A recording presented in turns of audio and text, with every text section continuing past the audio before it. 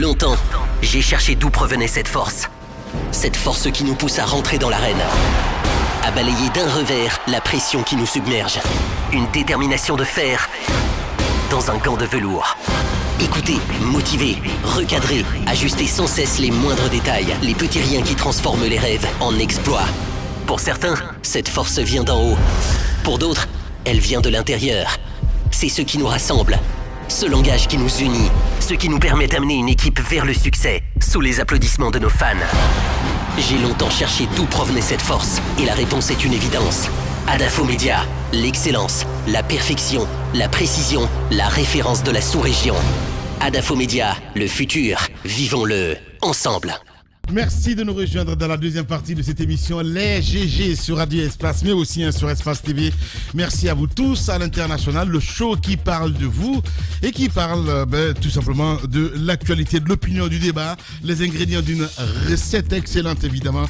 Les grandes gueules, c'est tous les jours en direct évidemment dès 9h sur Radio Espace, mais aussi sur Espace TV avec les chroniqueurs les plus prisés de la bande FM en Guinée.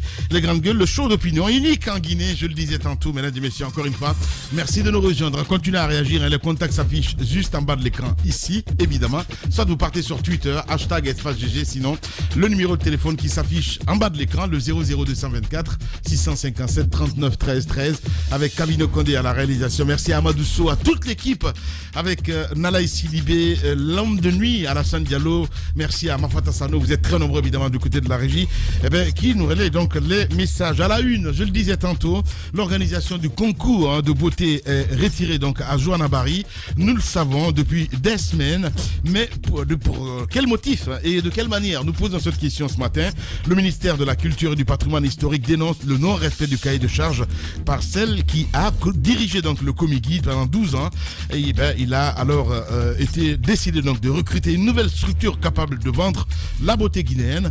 Problème, l'appel d'offres lancé donc par le département et qui aboutit donc au choix du PAF, du cas PAF, c'est bien cela, donc n'aurait pas été une procédure régulière. C'est du moins ce qui nous apprend ce matin. Saint-Kofi qui est déjà dans le locaux, il est le patron de SASCOM, il sera avec nous évidemment un peu plus tard dans cette émission Les GG sur Radio Espace. On s'intéresse aux vrais gens, les messages évidemment qui nous parviennent à l'instant T sur le 657 39 13 13. Nous partons avec ce premier message qui nous parvient. Bonjour les GG, bonjour à toute l'équipe. Bravo Sili, national de Guinée. Donc ils ont vraiment mouillé le maillot. Nous sommes très fiers d'eux. Tous les amoureux de cuir rond sont appelés donc à l'aéroport pour les accueillir. C'est Excellence Baldé le Guinéen qui nous envoie ce message. Bonjour Lamine, le recrutement à huis clos est à déplorer. Voilà, mais aussi la lenteur donc du gouvernement dans le processus de recrutement à la fonction publique. C'est le cas de l'environnement. Le ministère avait promis de publier les résultats dans 2 semaines. Voilà, mais malheureusement, nous tendons vers le 3e mois. Aucune information rassurante n'est encore disponible. C'est Nabi Moussa Kamara depuis Symphonia Centre qui nous envoie ce message. On reste dans le sillage avec cet autre aussi. Bonjour Lamine, toutes mes félicitations à notre 11 national, cabinet Kissi Keita depuis Antacité. Bonjour les GG, s'il vous plaît, parlez aussi du recrutement des conservateurs des eaux et forêts. C'est Garé Moussa depuis Sangouya qui nous envoie ce message. Merci à Amadou Bari aussi qui nous écrit, qui félicite évidemment notre 11 national. LG, tu as oublié de dire bonjour à Madame So. Ben voilà, c'est dit. Hein. Bonjour à vous tous. Cet autre aussi. Ah oui, j'ai pas dit bonjour à Madame Yoro. Bon, putain, on contrôle tout dans cette émission. J'avoue que vous avez le meilleur journaliste sportif du pays, avec des analyses de spécialistes de foot très limpides. Chapeau à Paul Fatih Atonkara. Félicitations au Sili national, notre fierté. Monsieur Sili Kouma Fofana, ce que Daouda Mohamed dit, il a parfaitement raison. Ce qu'il dit, c'est sans faute. Voilà, c'est les vrais gens qui s'expriment ce matin dans cette émission. Massaboy, Massagui Beavogi aussi qui nous écrit, qui nous dit bonjour les grandes gueules. La vitalité d'un pays dépend de ses journalistes, j'en suis fier. Je suis fier de vous, cette équipe locale mérite beaucoup d'honneur. Merci beaucoup à Massagui. On reste dans le sillage avec cet autre aussi. Lui, c'est Amara 14 depuis Koléa. Lamine, cette équipe est à féliciter. Merci à vous. On reste avec Johanna. Qu'est-ce qu'il dit? Johanna est combattue. Voilà, et ok. Voilà. Allez, on va rester maintenant avec les twittos, voilà, sur Twitter, cette fois-ci avec Cabinet Condé. qui nous envoie donc des tweets. On reste avec Noumou qui nous écrit sur Twitter. Félicitations à notre équipe nationale, ils ont vraiment mouillé le maillot. Merci beaucoup Noumou. On reste avec Cheikh Diakité aussi qui nous écrit. Bonjour, le CI local est à encourager. Rien que l'objectif, même si l'objectif n'a pas été atteint à 100%, pour une fois, les Guinéens doivent être fiers de ces joueurs. C'est mon avis, merci beaucoup. On reste avec Kafumba Ramos Komara. Bonjour les GG, les poulains de la paix sont à féliciter pour leur engagement. Merci à vous. Fodé Ousmane Kamara aussi qui nous écrit sur Twitter. Bonjour les GG, bonjour à toute l'équipe. Je partage les mêmes avis que M. Tunkara.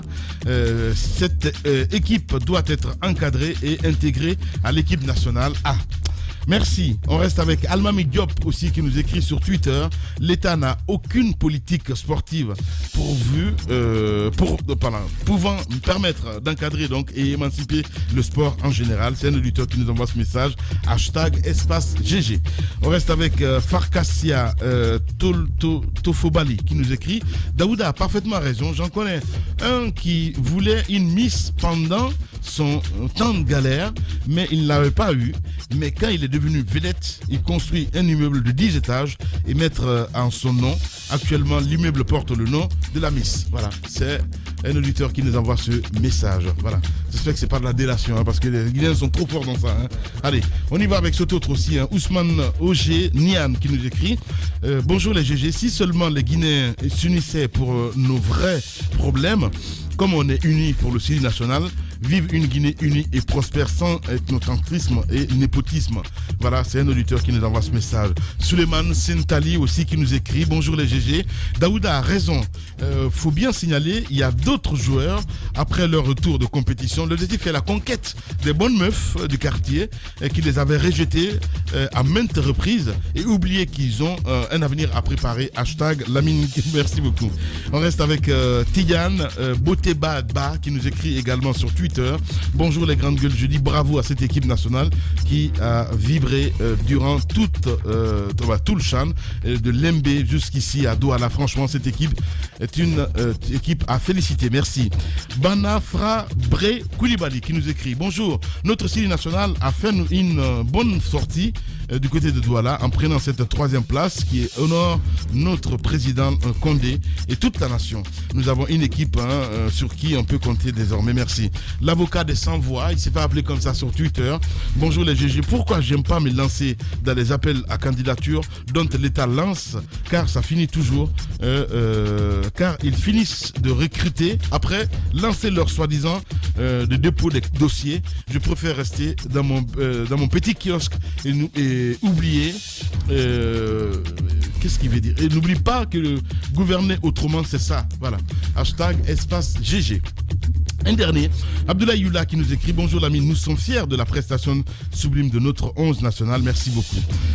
Ils sont très nombreux à nous écrire. Malik Marcel Bangoura aussi qui nous écrit. Vraiment, il faut saluer l'appui Bangoura. C'est la 3e participation en autant de participation pour la Guinée, demi-finaliste en 2016, certes éliminé au premier tour en 2018, mais il a mis d'accord tout le monde avec cette 3e place qu'il est le meilleur coach national capable de prendre l'équipe A avec un peu de temps de construire une équipe. Malik Marcel Bangoura du côté de Sabari FM qui nous envoie ce message. Bonjour Lamine, bonjour à toute l'équipe, les GG. Pour se protéger et protéger les autres, respectons donc les gestes barrières. Merci, c'est Sinani qui nous envoie ce message, comme par magie. Voilà. On reste avec cet autre aussi qui nous écrit. Silla, qui est directeur de com de la SEG, le cas de Cissé, entraîneur local du Sénégal. Voilà, juste pour encourager évidemment Moussa Moïse Silla. Alpha Madi Touré, du côté des 6 médias aussi qui nous écrit. Bonjour Lamine, bonjour à toute l'équipe. Pas de passe décisive sur ce match pour Morlaï. Sur le 2e but, la passe vient donc de Kumbasa. Et Kabi, il veut parler. El Kabi, il veut parler. Les 2 finalistes de la CAN 2019 avaient effectivement pour coach les locaux Cissé et Belmadi. C'est Alpha Madi Touré évidemment qui nous envoie ce message. Beaucoup de réactions ce matin, évidemment dans cette émission.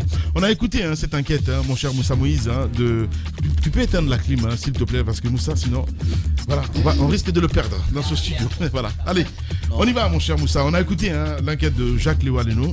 Ça vous surprend ou pas du tout Moussa?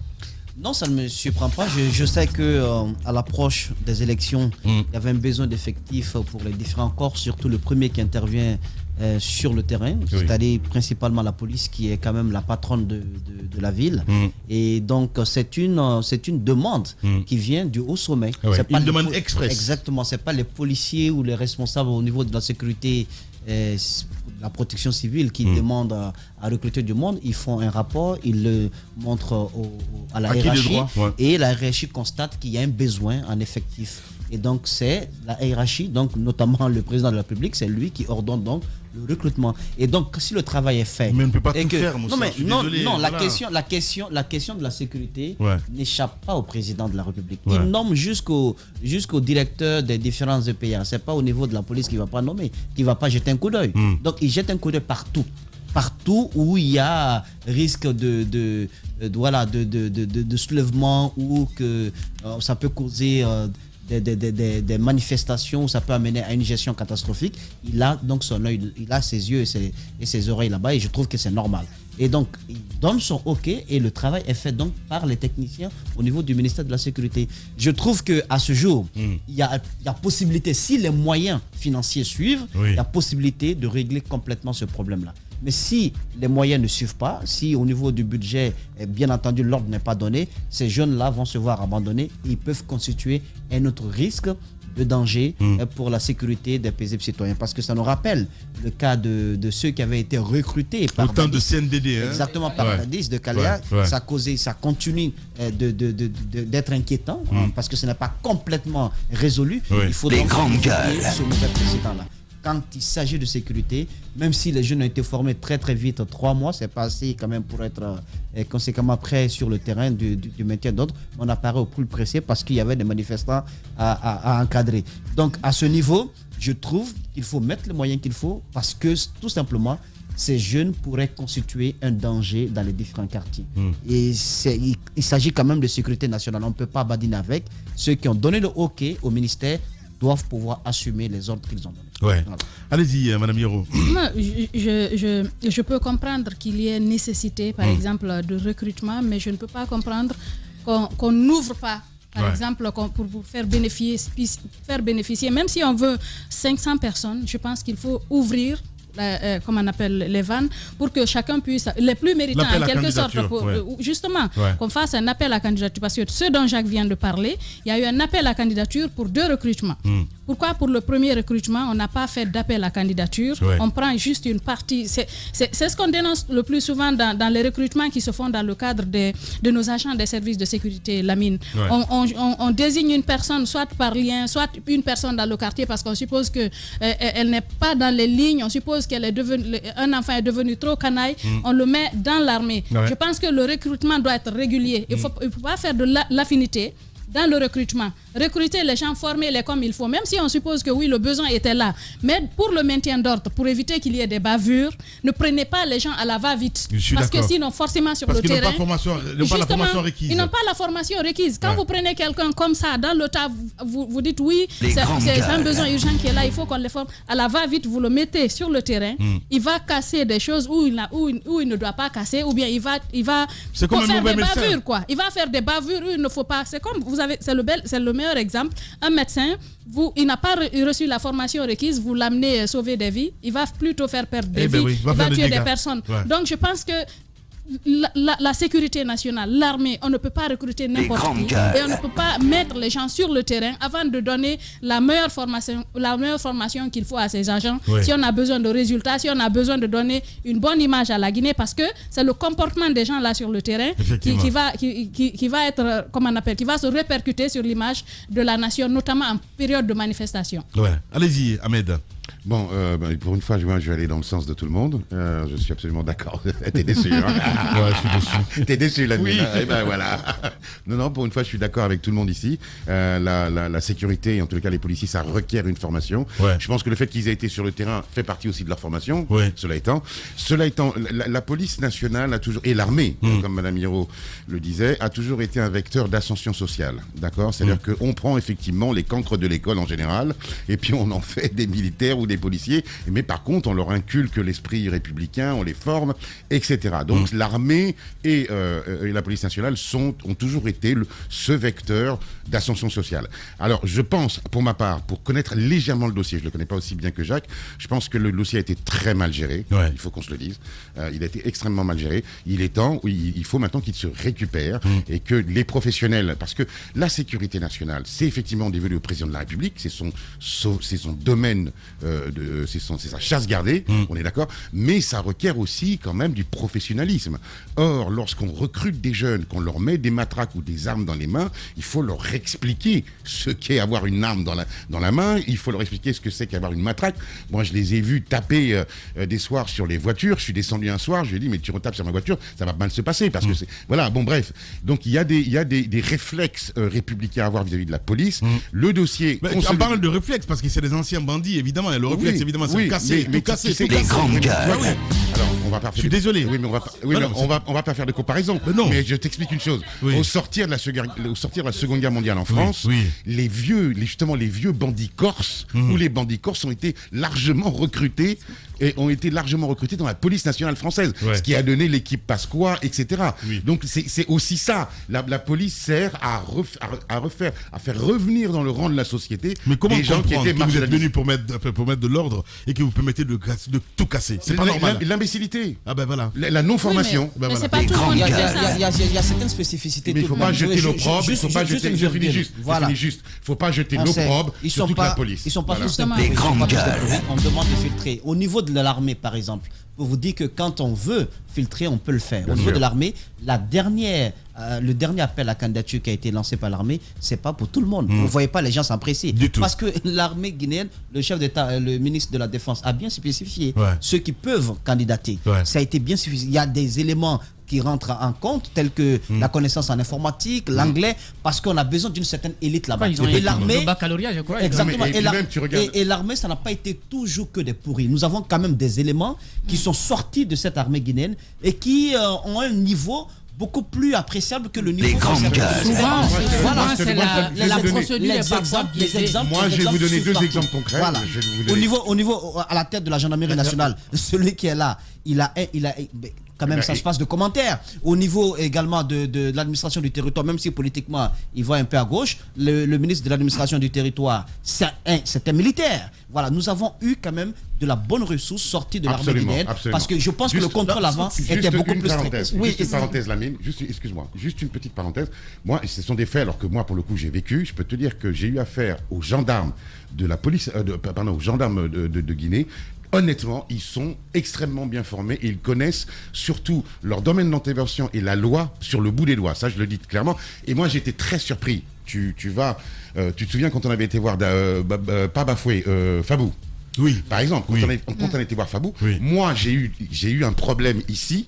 Fabou m'a recadré, je le dis très clairement au niveau de la loi, parce que c'est un juriste, et l'argument qu'il m'a avancé, c'est pour te dire à quel point il y a quand même une évolution dans la police en termes d'intellectualisme. Il m'a recadré de manière très claire au niveau du droit. Il se trouve que j'ai dû la fermer parce qu'il avait raison. Voilà.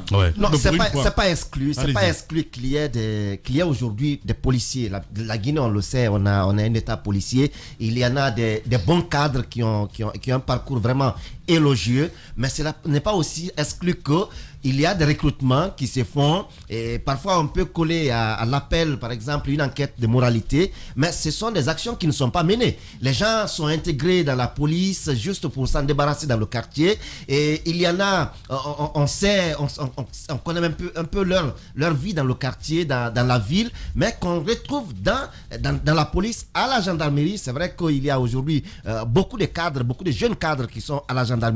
Il y en a également à la police, mais qui ne sont pas ceux qu'on voit dans les interventions, ce ne sont pas ceux qu'on voit dans la régulation de la circulation. Il y a des jeunes cadres à la police qui sont à des niveaux administratifs qui sont très bien, mais ceux qui sont dans les manifestations, ceux qui sont dans les rues, ce sont eux, en leur sein, on relève beaucoup plus de brebis galeuses, comme on le dit par moment, qui se retrouvent dans la police ou dans la gendarmerie. Ils sont des deux côtés, ou même des trois côtés, à la police, à la gendarmerie et dans l'armée. Il faut que lorsqu'on dit qu'il va avoir une enquête de moralité pour savoir qui est-elle qui a postulé, il faut que cela aussi le soit bien. Parce qu'on a vu le dernier recrutement avec la gendarmerie et l'armée, on a vu ce recrutement. Il y a eu beaucoup de critères qui ont été avancés. Mais est-ce que tous ces critères ont été respectés? Parce que passer à une enquête de moralité, c'est aller dans le quartier,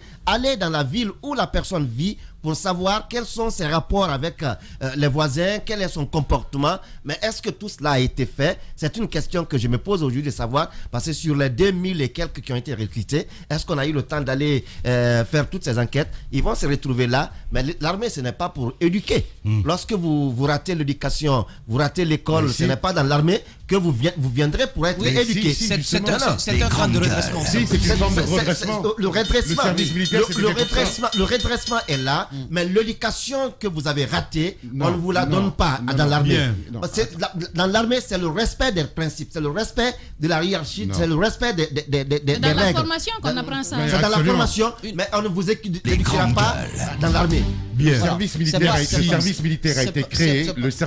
a été créé pour redresser justement les jeunes gens, en faire des citoyens et en faire des citoyens modèles. Alors on n'en a pas fait. Avant de passer, alors on n'en a pas fait. Il y a juste une passerelle entre la sécurité et qu'on appelle la maison centrale de Conakry. Et puisque nous en parlons avant de toucher à mon dossier, vous savez, un sourd-muet a perdu la vie du côté de la maison centrale de l'hôtel 5 étoiles de Coronti. Il s'est pendu, il a utilisé les cordes qui servent donc un peu à encadrer les zones Covid au sein de la prison. Il a utilisé donc ces cordes et il s'est donné la mort.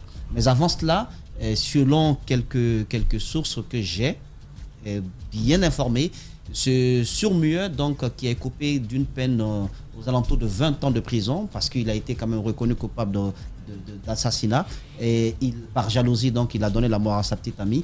Il avait prévenu son entourage, notamment l'un de ses co-détenus qui est aussi sourd-muet comme lui, qui apparemment semble être le seul à déchiffrer, à décoder son langage. Il lui a expliqué qu'il avait peine à vivre et qu'il souhaitait mettre fin à ses jours. Plusieurs fois, il aurait donc tenté d'alerter autour de lui, notamment l'imam qui officie les prières au niveau de la maison centrale de Conakry, pour lui expliquer que compte tenu de la rudesse de la peine qu'il subit, des conditions dans lesquelles il se trouve, et au fait son côté, il a perdu une sorte d'humanité, puisque au regard des autres détenus, il ne reçoit pas lui des visites. Sur le plan social, c'est un peu difficile tout cela. Se sentant comme abandonné tout seul, il a fini par se donner la mort. Vous savez, j'en parle pour que ça puisse intéresser le ministère de la Justice. C'est aussi fait là-bas pour retravailler le mental du citoyen, retravailler la tige qui est penchée. Si cela s'avère vrai, justement, avant lui. Parce qu'il y a d'autres versions. Justement. Non, avant lui. Si cela s'avère vrai. Bon, puisque moi, mes sources, je ne vais pas quand même rentrer dans les détails. Alors, pas du tout. Je vais pas demander ça. Je vous dis par exemple que avant lui, d'autres avaient tenté de le faire. Je donne par exemple, je prends pour exemple le cas de celui dont on avait beaucoup parlé ici auparavant, Junior. Il avait tenté également de se donner la mort à plusieurs reprises. Ils ne sont pas les seuls. Plusieurs détenus s'adonnent à ce genre d'actes. Il appartient donc aux ONG qui interviennent dans le domaine, au ministère de la Sécurité et au ministère de la Justice d'agir pour quand même empêcher que de telles choses arrivent. Parce que si on ne fait pas dans la prévention, ça va donner lieu à beaucoup de suspicions, à beaucoup d'interprétations. Justement, tu l'as dit, et voilà, on ira, surtout d'interprétations. Voilà, il y a d'autres versions. Il y a d'autres versions. Mes sources également m'informent que le monsieur, vous vous souvenez, il y a la cuisinière en chef de la maison centrale qui est décédée récemment. De ce côté, on suppose, selon le ministère, ce serait un accident de travail parce qu'elle serait partie prendre du riz et des sacs de riz lui seraient tombés dessus, alors que d'autres personnes parlent d'un viol suivi de meurtre. Donc il y a ces deux versions. Dans l'émission, nous on a essayé la dernière fois d'avoir le ministère de la Justice pour nous expliquer réellement de quoi il s'agissait. On n'a malheureusement pas eu de réponse de ce côté. Mais pour le cas de ce jeune, d'autres personnes disent que le jeune sourd-muet justement qui vient de décéder aurait été témoin de ce qui s'est passé avec la dame. C'est l'autre version de l'histoire. Et il se pose des questions. Est-ce que ce ne serait pas à cause de cela qu'il aurait perdu la vie? Parce qu'il y a des gens qui ont vécu, qui sont restés avec lui, paraît-il, jusqu'à des heures tardives. Et bon, évidemment, le suicide, quelqu'un qui veut se suicider ne peut pas prévenir. Mais ces derniers s'interrogent. Ils se demandent, est-ce que c'est un suicide ou bien que s'est-il passé? Donc, il y a beaucoup d'interrogations, sans oublier la peur aujourd'hui, qui est la peur panique qui est à la maison centrale. Les gens ont peur parce qu'il y a tellement de cas de mort. Il y a des cas de mort dont on parle ici, Lamine, parce que c'est des personnes célèbres, c'est des prisonniers politiques. Quand ça se passe, ça se sait. Ouais. Mais il y a beaucoup de cas de morts qui se passent de ce côté, des anonymes. Ouais. Par rapport aux conditions de détention carcérale, on s'interroge. Il faudrait qu'il y ait de la communication, qu'on sache qu'en est-il réellement. Est-ce que ce jeune homme s'est effectivement suicidé ou bien a-t-il été témoin de quelque chose? Serait-il cela qui est à la base de sa mort? C'est quand même un prisonnier. On devrait, même en prison, certains droits doivent être respectés. En prison, on doit redresser les gens. On ne doit pas abréger leur vie. Mais on a l'impression que c'est autre chose en Guinée. Parce que quand vous êtes en prison, normalement, on doit créer les conditions pour que vous puissiez y rester. Il y en a qui travaillent en prison pour gagner de l'argent. On doit permettre mettre ces conditions-là. Il ne faut pas qu'en prison, vous disiez que non, il faut que je meure. C'est mieux que de rester, c'est mieux que de continuer. Même en prison, il doit y avoir de l'espoir. Les prisons ne sont pas des mouroirs. Ouais. Ailleurs, on crée des conditions, les gens travaillent, on prend ça, on revend ailleurs, on paye les prisonniers, mais aussi on les entretient. C'est une façon de leur donner de l'espoir, de faire leur réinsertion sociale. C'est cela que devraient être les prisons. Allez-y, Jacques Léba. Je crois que c'est une question de sécurité que nous avons là en face. À l'intérieur de la prison, il va falloir quand même réfléchir sur la manière dont la maison centrale est en train d'être gérée. Je pose des questions.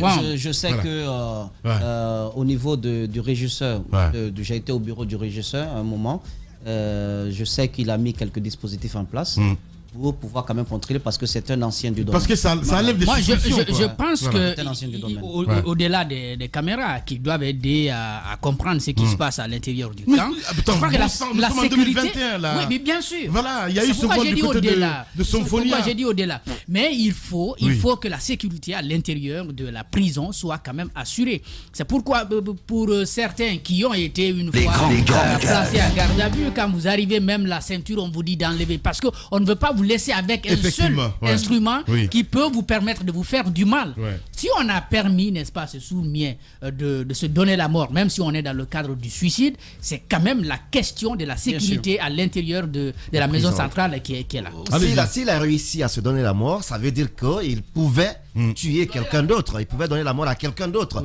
Et aujourd'hui, comme vous le dites d'ailleurs, Lamine, on est au 21e siècle. Et on voit des prisons ailleurs. Il faut aller vers cela. Il faut avoir un regard sur tous les mouvements, toutes les activités qui se passent au sein de la prison. On ne peut pas rester pour dire qu'on s'occupe d'eux de façon sanitaire ou on leur donne à manger. Cela ne suffit pas. La prison, ça fait perdre espoir à certains au point d'aller se donner la mort, comme c'est arrivé avec le cas de ce sourd-muet, s'il s'est vraiment suicidé. Mais aussi, il y a d'autres qui sont là, qui se posent des questions avec des peines qui sont infligées à eux. Est-ce que je pourrais attendre tout ce temps pour sortir, pour faire quoi?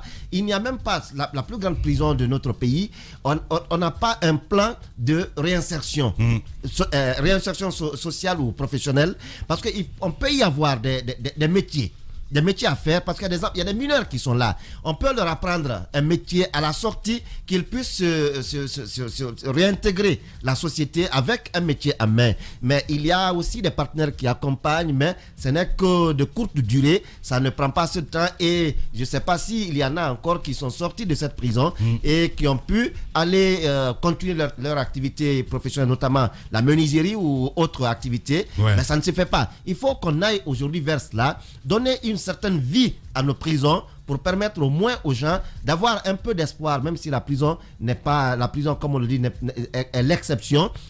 Aujourd'hui, on devait être dans cette dynamique de pouvoir permettre aux gens de réintégrer la société après leur séjour carcéral. Justement, depuis le temps de Gassama, on n'a vu aucun ministre visiter les prisons, hein, mon cher ami. Oui, non, absolument. Ah oui, récemment, qui exactement? Doumbouya aussi était passé. Okay. Mais en fait, je pense qu'il faut sortir du côté émotionnel. Madame Hiro l'a dit, décidément, on est beaucoup d'accord en ce moment. Ouais. Les grandes gueules. Nous sommes d'accord. Mais je suis d'accord avec elle sur un point, c'est la réinsertion. Ouais, c'est très important. Voilà, la réinsertion. Et le problème... Parce qu'il n'y a pas d'espoir, en fait. Il n'y a pas d'espoir. Ouais. Et le problème, c'est que la prison enfermée, priver quelqu'un de sa liberté, répond et requiert des normes. Ces normes, ça veut dire quoi? L'aider et le guider à se réinsérer pour la sortie. Vous avez dans les prisons du monde entier des gens qui passent des doctorats, des gens qui passent des licences, des gens qui passent des CAP de menuiserie, des gens qui sont réinsérés à la sortie. On prépare, parce qu'on extirpe quelqu'un de la société, et pour il va bien falloir à un moment donné le réinsérer dans la société. Sauf que en Guinée, il y a malheureusement des métiers ou des études qui sont dévalorisées. Nous avons des universités qui forment des sociologues, des psychiatres. Où sont-ils? Je vous fais le pari qu'aucun prisonnier à Koronti n'a jamais vu un psychiatre ou un psychologue. Je vous fais le pari. Or, la prison, c'est aussi quand même quelque chose de terrible. Lorsqu'on prive un homme de sa liberté, il faut quand même que l'État lui donne les moyens, de supporter cette privation de liberté, et ensuite de préparer sa réinsertion dans le monde dit normal. Voilà, donc il y a toutes ces carences-là auxquelles il faut pallier. On peut en parler ici, mais tant que l'État et tant que le ministère de la Justice ne tiendra pas compte des normes internationales, encore une fois, parce que la Guinée n'est pas en dehors du monde, tant qu'on ne tiendra pas compte de ces normes-là, on n'y arrivera pas. Et puis, moi je serais curieux de savoir, la prison de Koronti, le 5 étoiles comme on dit, c'est quand même une prison qui date du temps colonial. Quand a-t-elle été réellement réaménagée, modernisée? Tu as dit qu'on est au 21e siècle. Oui, mais pas pour autant, elle mon cher Ahmed. Elle date quand même, tu vois. Je n'ai pas dit le contraire, mais fixer les caméras... Absolument. Non, mais on dit exactement la même chose. On dit exactement la même chose. Parce que, justement, le huis clos à l'intérieur d'une prison, ça crée la suspicion en dehors. Et les journalistes ont à juste titre besoin et ont besoin d'aller fouiner, parce que ce sont des faits graves qui s'y produisent en ce moment. Il y a beaucoup de cas de mort, et ce sont des cas visiblement où on communique simplement, mais aucune enquête n'est faite et il n'y a pas de suivi. Bien. Vous êtes chez les GG sur Radio Espace Guinée. Chez les GG, nous pensons comme JMJ. Dire la vérité. La vérité, qu'elle plaise ou qu'elle blesse, est une pertinente attitude de sagesse. Le journalisme est la plus grande aventure humaine, car il est mission, passion, vision, interrogation, immersion, quête de vérité et conquête d'objectivité. Écoutez les GG tous les matins sur Radio Espace en simultané sur Espace TV, Espace Région Bokeh, Labé, Zérékoré, Kindia sur 99.7, Cancan sur 99. Les grandes gueules sur Espace. Oui, 5 copies se préparent. Il va nous rejoindre un peu plus tard, dans un instant, sur Radio Espace. Mais d'abord, Moussa, on s'intéresse à cette autre enquête, évidemment. Oui. L'autorité de l'aviation civile, un dysfonctionnement réel. Oui. Qu'est-ce qui se passe-t-il? Il se passe que je voudrais qu'on puisse quand même lancer le débat sur le fonctionnement des différents établissements publics à caractère administratif que nous avons dans notre pays, qui sont quand même encadrés par la loi, qui devraient fonctionner selon un certain nombre de principes et dont le fonctionnement donc est vraiment bien régi. Si les textes sont respectés, ces EPA peuvent être des sources non seulement de pourvoyeurs de fonds, mais aussi ça peut créer beaucoup plus d'emplois. Et je vais aller un peu plus vite. Le décret 186 du président de la République portant réorganisation du ministère des Transports a donc noté au niveau de l'article 7 les organismes publics du ministère des Transports, et au niveau des organismes publics du ministère des Transports, vous avez l'autorité, le premier organisme qui est cité, c'est l'autorité guinéenne de l'aviation civile. Donc l'AGAC, dont nous allons parler ce matin, le décret de réaménagement date du 23 août 2018. Alors, vous avez donc le décret 2018, numéro 233, qui a été pris pour promulguer donc tout cela. Et puis, l'AGAC donc est créé. Et ça a été donc retouché parce qu'il y a aussi un autre décret qui a été pris en 2017, cette fois-ci, portant création, attribution, organisation et fonctionnement de l'autorité de l'aviation civile AGAC. Et vous avez donc ce décret signé du président de la République qui donne toutes les informations relatives au fonctionnement de l'AGAC. Et quand vous regardez cette information au niveau de l'attribution, je vais juste lire quelques attributions. Vous avez les attributions de la GAC, vous avez mettre en œuvre la politique et la stratégie en matière d'aviation civile et de transport aérien définie par le gouvernement, coordonner et superviser l'ensemble des activités aéronautiques et aéroportuaires, assurer le suivi des activités des organisations internationales et régionales dont la Guinée est membre. Et au niveau de l'organisation et le fonctionnement, chapitre 3 de ce décret, les organes de l'autorité guinéenne de l'aviation civile, vous avez le premier organe qui est cité, c'est le conseil d'administration. Le conseil d'administration, je vais vous dire pourquoi je cite donc le conseil d'administration comme premier organisme. Donc, à la tête, vous avez de la GAC, vous avez M. Kaba, El Hadj Mamadi Kaba, qui est la tête donc, de cet organisme, qui donne un peu l'organigramme de cet organisme conformément au décret dont je viens de parler. Vous avez vu à la tête, c'est noté conseil d'administration. Donc le conseil d'administration, son rôle est bien connu. C'est un peu l'organe qui délibère. Et les décisions qui sortent du conseil d'administration sont exécutoires. Donc ça contrôle également le fonctionnement notamment de la structure et ça permet de savoir si il n'y a pas de dysfonctionnement et les fonds qui sont donnés sont réellement bien gérés. Mais il se trouve que depuis sa création, le conseil d'administration n'a pas été mis en place. Le conseil d'administration n'a pas été mis en place. Or, la GAC, c'est une personne morale qui s'occupe donc d'un service public, qui est différent un peu de l'État et des collectivités territoriales, mais il est rattaché à l'État, parce qu'il y a un ministère tout de même de tutelle. Et les fonds, l'autonomie financière fait que les fonds de la GAC peuvent être constitués des subventions que l'État lui accorde. Par exemple, au niveau de la dernière tranche en 2020, l'année dernière, la dernière tranche s'élevait à près de 700 millions de francs guinéens reçus par cette autorité de l'aviation civile. Mais vous avez aussi des prélèvements qui sont faits sur tous les billets d'avion. Au départ de la Guinée, il y a $5 prélevés qui entrent un peu dans la caisse de la GAC. L'année dernière, faites un peu le cumul, on avait près de 400 000 voyageurs au niveau de la Guinée. Donc au départ, faites un peu le calcul. Il y a d'ailleurs des tractations pour qu'on passe de $5 à $9 sur les billets qui sont prélevés. Les jets privés aussi, qui demandent des autorisations d'atterrissage et autres, c'est aux alentours de $200 la facture. Donc c'est de l'argent qui entre au niveau de cette autorité. Ne pas mettre le conseil d'administration pour gérer tout cela donne lieu à des copinages, ça donne lieu à une sorte de dilapidation. Les grandes gueules. Parce qu'il n'y a pas de contrôleur à la tête. Et c'est malheureusement ce qui se passe au niveau de l'aviation civile. Pourtant, c'est une autorité importante en matière de sûreté et de sécurité de l'aviation civile. Vous avez vu, exactement essentiel, vous avez vu au niveau de la météo, au niveau des droits des passagers, parce que quand vous regardez la composition du conseil d'administration, au niveau des membres, vous avez quand même des représentants des usagers plutôt je veux zézaïr ce matin, des usagers des transports aériens. Donc c'est vraiment bien composé et ce conseil d'administration qui n'est pas mis en place donne lieu aujourd'hui à un fonctionnement assez terrible au niveau de la GAC. Je ne suis pas en train d'accuser quelqu'un, mais je dis, à cause de l'absence de ce conseil d'administration, vous avez des choses qui se passent qui ne sont pas du tout normales. Je vous cite juste quelques... Je ne vais pas donner le nom de ces personnes parce que j'estime que ce sont des victimes autant que nous autres, puisqu'il s'agit quand même d'un service public et les fonds qui entrent, ce sont des fonds qui appartiennent à tout le peuple de Guinée. Et quand vous regardez le traitement salarial, en dehors de tout contrôle, puisqu'il n'y a pas d'organe de contrôle, vous avez par exemple des cadres, je ne vais pas citer leur nom, je vais donner juste les numéros, mais ces cadres vont se reconnaître. Au niveau du paiement de l'année dernière, du mois dernier plutôt, de janvier 2021, vous avez un montant de 341 475 000 qui a été donc dégagé pour assurer le paiement du salaire de tout le personnel.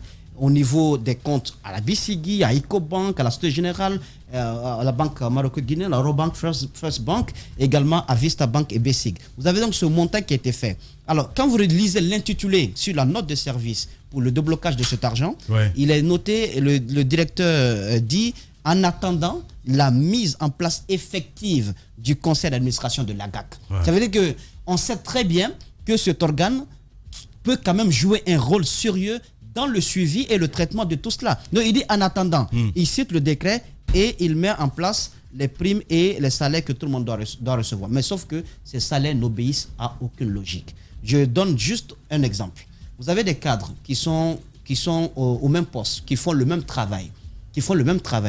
Ils sont payés a des salaires, ils reçoivent des salaires qui sont différents. C'est-à-dire que c'est comme si c'était fixé à la tête du client. Et ce n'est pas normal. Et ça, c'est le problème le plus petit. Mais quand vous avez des gens qui ne sont pas là, qui sont à l'étranger, qui sont payés plus que ceux qui viennent travailler, là, ça devient grave. Ouais. Là, ça devient grave. Vous avez le numéro 114, je ne dirais pas son nom, mais il n'est pas là. Il est du côté des États-Unis. Il perçoit son salaire, et mieux que ceux qui viennent travailler. Vous avez le numéro 125, il se reconnaîtra. Il n'est pas là, il est retraité, mais il perçoit toujours son salaire. Parce qu'il y a quand même non, je ne donne pas pour l'instant, parce que j'estime, je veux être un peu en adéquation avec... l'avis de mon mentor en journalisme d'investigation, même si on a quelques désaccords, je ne donnerai pas le nom sur ce point-là. Vous avez le numéro 122, qui reçoit son salaire, mais qui ne vient pas travailler. Donc, vous avez autant de cas comme ça, avec des gens qui se trouvent du côté de la France, qui se trouvent du côté des États-Unis, qui ne sont pas là et qui sont mieux payés que ceux qui viennent travailler. Je trouve qu'il y a un réel problème. À ce jour, c'est-à-dire au moment où nous tenons cette émission, je sais que ça bouillonne de ce côté. C'est pourquoi je n'ai pas voulu, me rendre là-bas pour ne pas... Les grandes gueules. Pour ne pas créer autre chose. Je sais que ça bouillonne de ce côté-ci, mais c'est pour le bien de cette autorité très importante pour la sûreté et la sécurité de l'aviation civile. Il faudrait que ce conseil d'administration soit mis en place et qu'on arrête ce copinage-là. Tous ceux qui ne viennent pas, j'ai la liste ici, si dans les jours à venir, rien n'est fait et qu'ils continuent de percevoir leur salaire, alors qu'ils sont à la retraite, alors qu'ils sont couchés du côté des États-Unis et de la France, je vais donner les noms et je vais donner les différents montants qu'ils perçoivent. Il faut que ça cesse et ce n'est que partie remise parce qu'il faudrait qu'on s'intéresse à tous ces établissements publics à caractère administratif qui n'ont pas de conseil d'administration. Parce que c'est vraiment, je vous dis, la mine. Même Philan Traoré qui a décidé de se suicider pour Alpha Condé, il a la tête d'un conseil d'administration. Il est au niveau de l'ANAIM. Il faut mettre en place ces conseils d'administration. Sinon, ça devient une sorte de foutoir où le directeur général peut tout décider, comme c'est le cas aujourd'hui là. Donc c'est pour le bien du service, mettez de l'ordre, respectez les textes. Bien. Voilà. N'est pas d'être un petit village, dans sa fierté, face à tous les autres journalistes qui auraient renoncé. Ce que, de plus, nous ne croyons pas. Notre idée est plutôt de faire école, d'aider tout le monde et de constituer un laboratoire utile à tout le monde. Ici commence l'actualité de la Guinée. Bienvenue chez les GG.